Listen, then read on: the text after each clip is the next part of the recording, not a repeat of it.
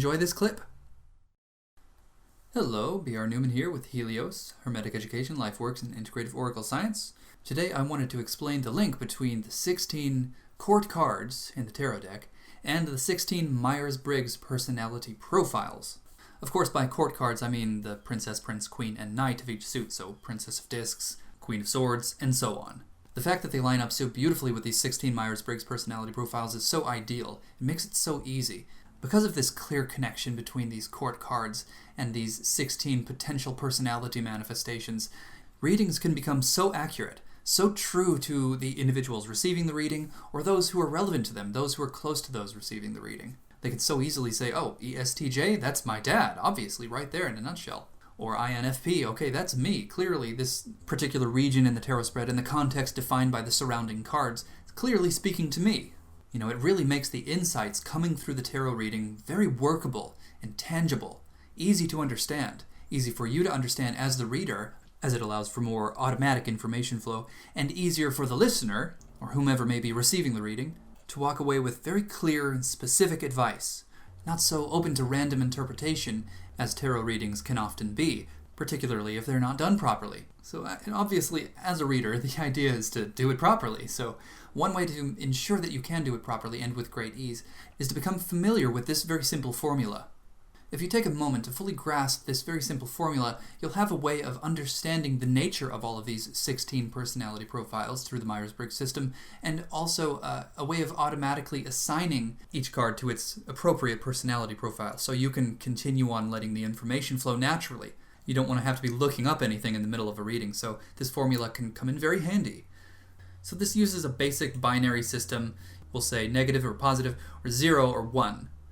You see below there are 4 boxes, and these represent the 4 dichotomies that make up all of these individual personality profiles within the Myers-Briggs system. So simply, if you were to take the Myers-Briggs personality test, it would determine where you reside along each of these 4 dichotomies, the first being introverted versus extroverted. We can think of the 0 and the 1 in terms of feminine and masculine as well. Feminine being 0, negative, masculine being 1, positive. Introversion being inward focus is feminine, of course, and extroversion being outward focus is masculine. The next being intuiting versus sensing. Intuition being based on gut feeling would of course be feminine. Sensing being based on sensory data and evidence, of course being masculine, would get 1. And then feeling versus thinking. Of course, there's a correlation here between these two and the right and left hemisphere of the brain. Feeling being feminine, associated with the right hemisphere of the brain, would get a 0, and thinking being associated with the left hemisphere of the brain being masculine would get a 1. And then lastly, perceiving versus judging. Perceiving being simply going with the flow, watching life unfold before you as if it were a movie. Judging being active involvement, weighing the pros and cons, strategizing at every juncture. We can think of these two as passive and active as well. Passive perceiving being 0, and active judging being a 1. So these 4 dichotomies actually make up all of the 16 personality profiles. And so you get a combination of 0s and 1s, and so when you put all of the possible combinations together, there are 16 possible outcomes. If you're at all familiar with the ancient Chinese divination system known as the I Ching, you'll be aware that that actually uses a very similar system. You know, just it's a matter of combinations of positive and negative forces. In that case, there being solid lines or lines with gaps, solid lines being masculine and lines with gaps being feminine. You could also very easily translate that into binary code, 0 and 1, and that's what we're doing here to make it really simple. So if you can memorize these 4 simple dichotomies, you will be well on your way to understanding not only all of those 16 personality profiles, but you'll be well on your way to understanding the link between those profiles and the court cards. And ultimately, you'll be well on your way to understanding the whole spread of possibilities regarding the many manifestations of personality within the human experience, which will make you a very effective and accurate reader, whether you're using tarot, astrology, the I Ching, rune reading, or whatever you may feel inclined to use. So now things get a little more interesting. These 4 dichotomies actually manifest as the 4 elements in very appropriate order. Your inner fire, your inner earth, your inner air, and your inner water. Your inner fire being that inner spark, your energy, your default, your automatic style. Your inner earth being your organizing, your sorting information processing methods.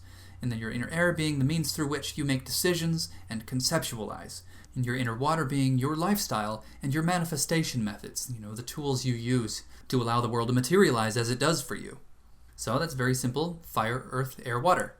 So now this is where we figure out how to determine which court card goes to each of these personality profiles.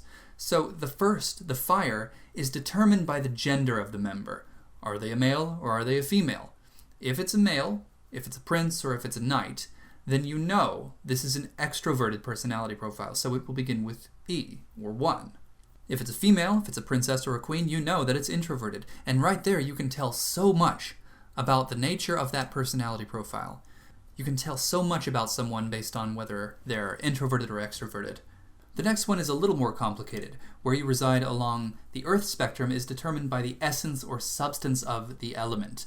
So if you imagine fire, earth, air, and water as a quadrilogy, 4 films you could say, the fire is the first, the beginning, and the water is the last, the end. So these 2 elements, being associated with the beginning and the ending, are closer to spirit, you could say, closer to the source. So these 2 opposite elements, being closer to source in a way, gives them a certain quality. In a way you could say they are more opposite from each other than the other 2 elements are, being next to each other. So this certain quality sets these 2 elements apart from the others in one way or another. You could call it anything you'd like. I've come to understand this difference as integral versus fractional, but that's just my interpretation. I imagine it as, well, you could say the earth and the air contain some of the essence of where they have just come from and where they're going. So they're not as, well, you could say pure, but this doesn't mean they're lesser by any stretch of the imagination. Fire is kind of like the essence of the Big Bang, fresh from the singularity, first coming into the world, straight from source, very pure.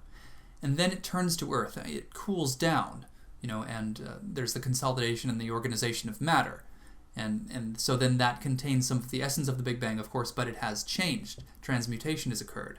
And then air, similarly, having emerged from the earth, carries some of that energy forward.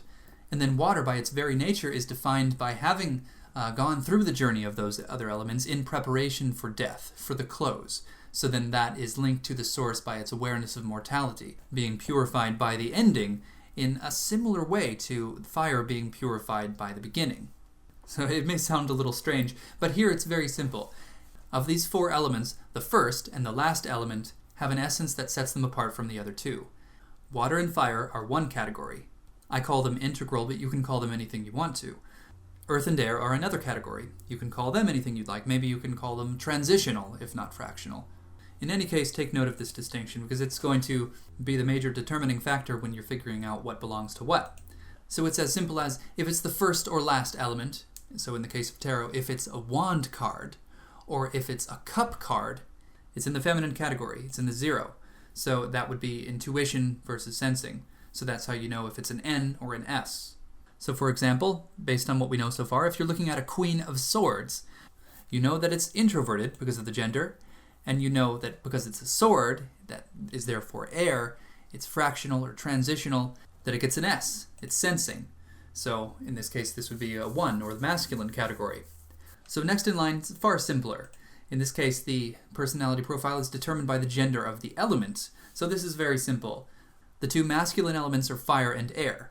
The 2 feminine elements are earth and water. So that's all you really have to know.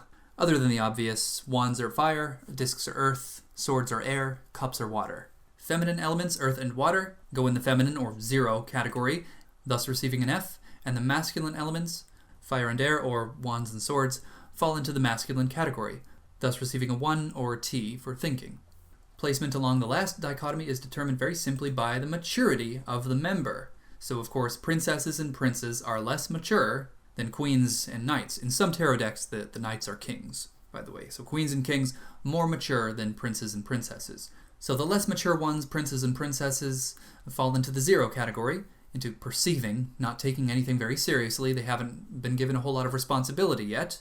And then the more mature queen and king get the judgment. They have much more power, much more responsibility, and they fall into the 1 category, J.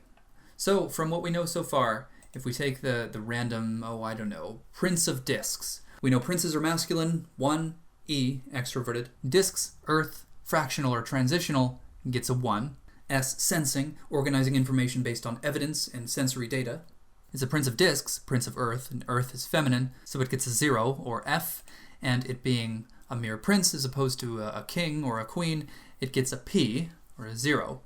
So in the end, we find that the Prince of Discs corresponds with the ESFP, or the extroverted sensing feeling perceiver. Someone who's outwardly moving, generally externally oriented. Someone who makes decisions and organizes thoughts based on sensory data and evidence. Someone who feels their way through life, rather than thinking and analyzing every little thing. And someone who doesn't have to take everything so seriously. Someone who perceives the world as if it were something happening outside of them, rather than having to get themselves involved at every juncture. And that simple analysis provides the skeleton upon which the rest of the details can be built throughout the reading.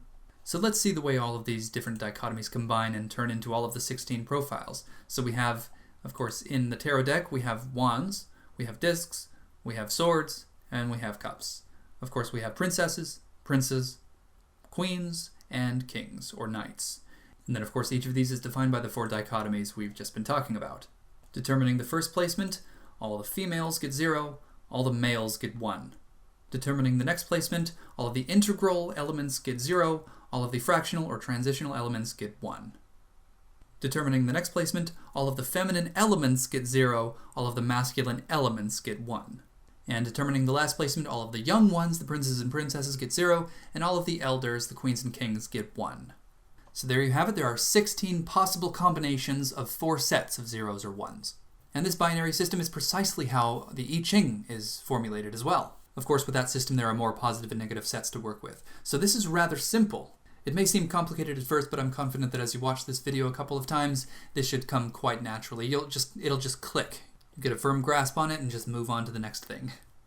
So we'll go through it again really quickly here. We're working with 4 dichotomies determined by masculine or feminine forces: introverted versus extroverted, intuiting versus sensing, feeling versus thinking, perceiving versus judging.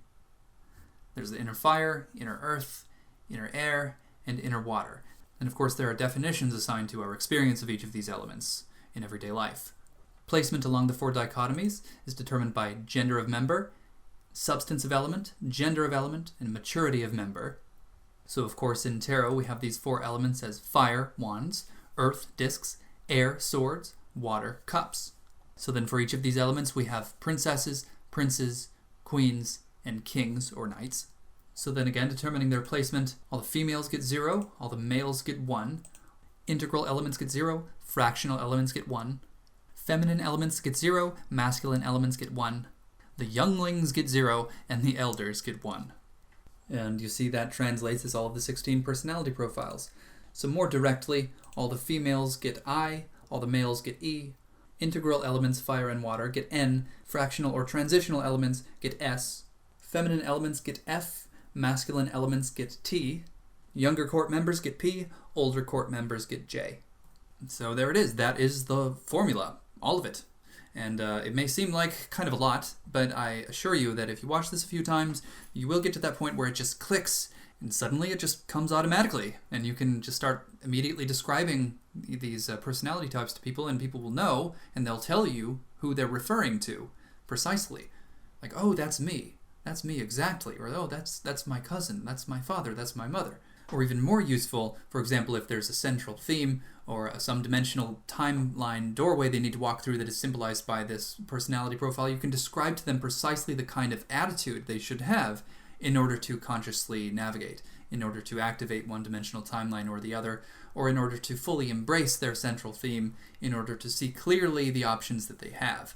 You know, you describe these personality profiles as a kind of strategy, as a way of thinking, a way of perceiving, in order to take advantage of the opportunities. So there's a lot that can be done with this. So take a few moments, a few times this week. You'll start to become familiar with this formula, and then you'll be able to apply it much more easily as you practice it. You can refer back to this video as many times as you need to, but next week we're going to move on to an entirely new subject that's going to expand everything even further. Thank you so much for watching this.